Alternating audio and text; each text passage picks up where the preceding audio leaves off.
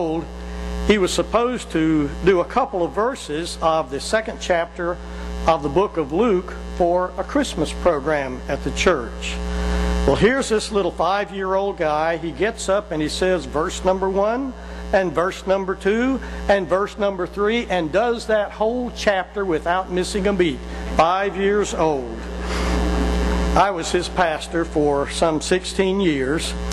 And I want to think that I had some influence in helping Lee to develop a livable, workable, believable concept of Christianity.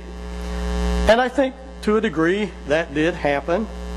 But I always felt that Lee knew more Bible than I did. Now, I need to tell you that he has said that very same thing about the ladies' class that he taught right here, though. So maybe that's a common feeling for a lot of us. Lee was, of course, a very forward-thinking young man, but he used the modern translations normally. But when it came to memorizing or quoting certain passages, it had to be Old English. The 23rd Psalm or the Christmas passages, just about for him, had to be in the King James Version. Lee had a lot of sayings. One of them was, "What goes around comes around." And he said, and you can bet on that. And he brought that into the scene a lot of times. Lee and his dad never quite clicked. They were very different personalities. But they did have some fun. There was one occasion when they were sitting down for a meal, and Lee was given a rather large spoon. And he asked the question, "Well, how big do you think my mouth is?" And his dad went over and got a huge serving spoon without saying a word. Lee said that even though he and his dad were so very different, he said that in his later years, he found himself saying a lot of the same things that he heard his dad say. Isn't it amazing how much we old geezers learn in our later years, at least in the eyes of our children?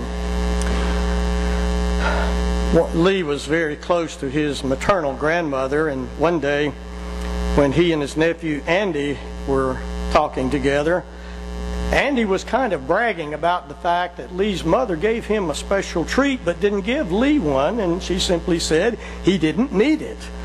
But Andy was kind of making fodder out of that and kind of ribbing Lee a bit.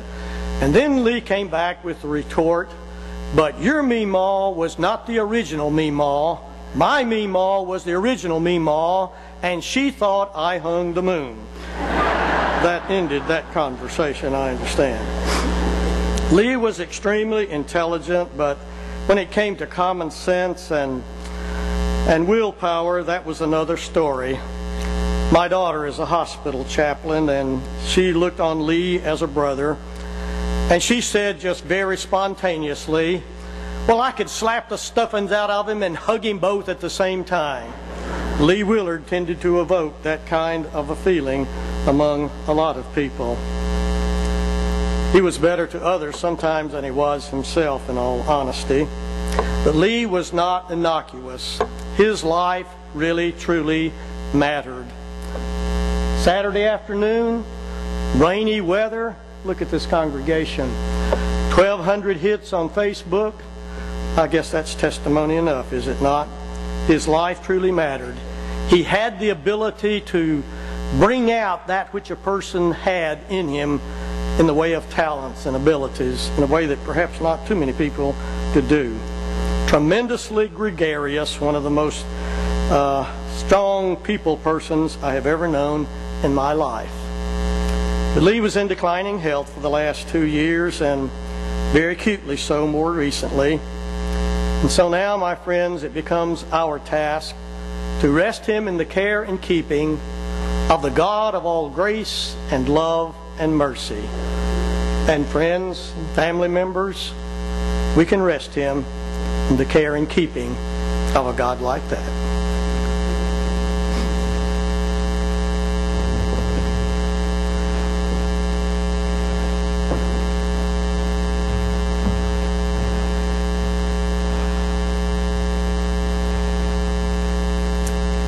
His laugh was contagious. His spirit gregarious, his gifts shared freely, his friendship fun-loving and lasting. These traits arise from the heart of the man Lee Willard. They emanate from the core of his very being, whose foundation was his love for God. In remembering Lee, I was drawn to the Psalms of David, for I found in Lee a kinship with that shepherd boy who became king in the Hebrew Bible.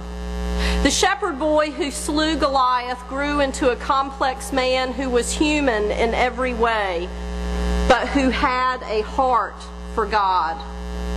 In Psalm 138, David says, "I will praise you, O Lord, with all my heart, for your love and your faithfulness. When I called, you answered me. You made me bold and stout-hearted." Lee Willard, too, was bold and stout-hearted. He was bold in his faith, in his love for people, and in using his gifts to give glory to God and joy to God's people. Lee's love for God was grounded in being a disciple of Jesus Christ, nurtured in that faith at English Road Baptist Church. Lee came to love the United Methodist Church and the theology of John Wesley. He grew in his faith and understanding and was an outstanding teacher of the Bible and the Wesleyan way of following Jesus. We often say that Baptists can turn into great Methodists. And Lee certainly did. We are so grateful that Lee Willard, along with some good friends, joined their choir director, Bill Carroll, in his move here from Ebenezer Lutheran Church to serve at West Market in 1991.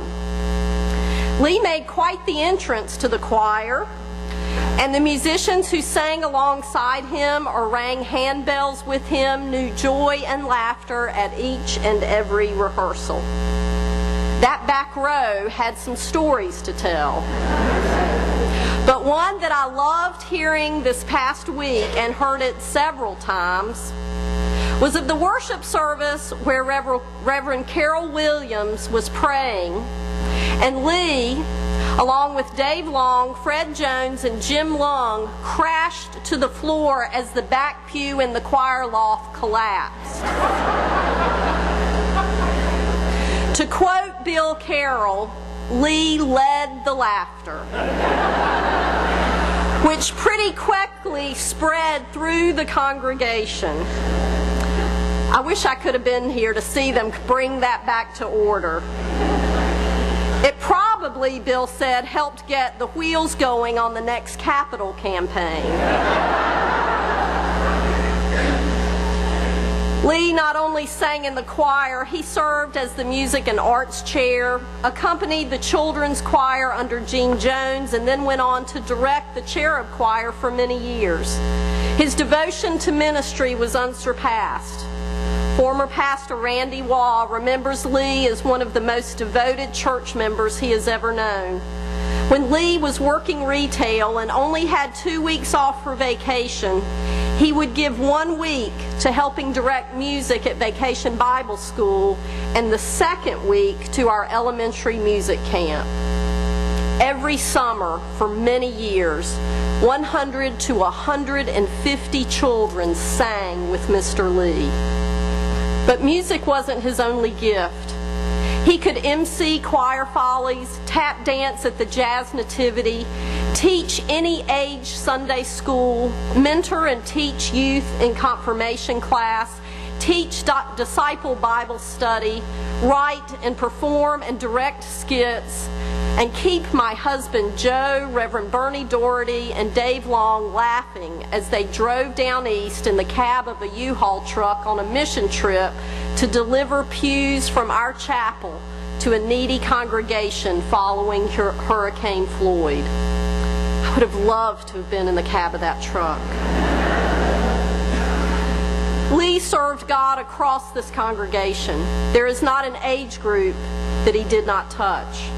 He was scheduled to teach the Morris Fellowship Adult Sunday School class the Sunday after Christmas. He welcomed a 5-week